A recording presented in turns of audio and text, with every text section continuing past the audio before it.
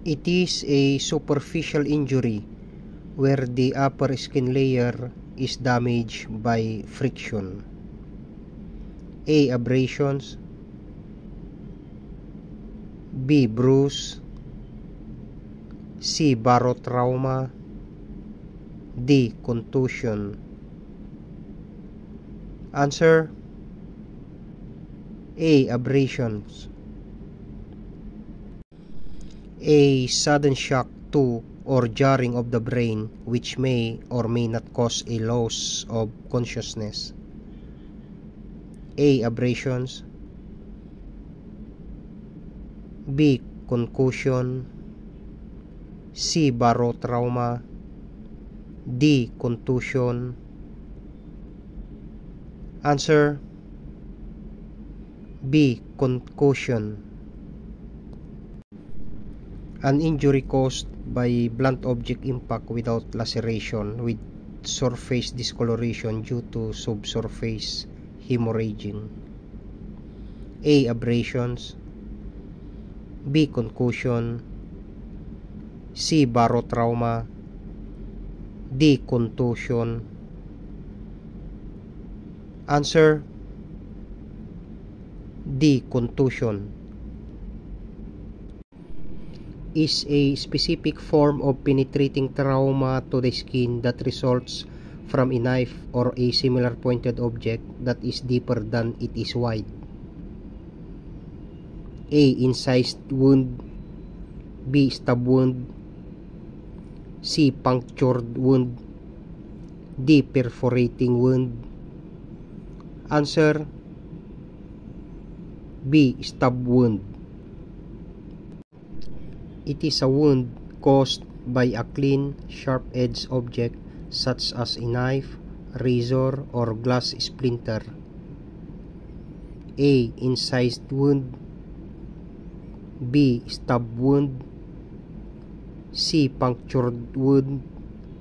D. Perforating wound. Answer: A. Incised wound.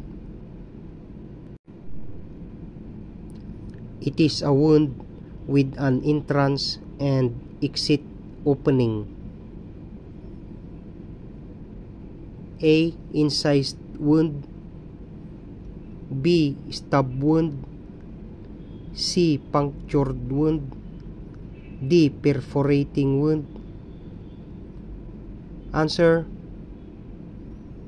D. Perforating wound. A deep wound caused by something sharp and pointed like nail.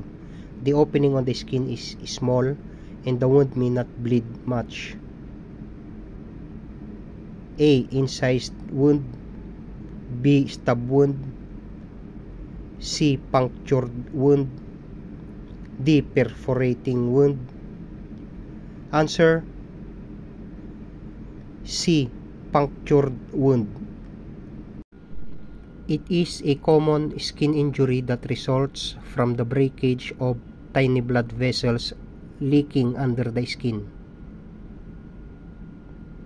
A. Abrasion. B. Bruise. C. Concussion. D. Convulsion. Answer: B. Bruise.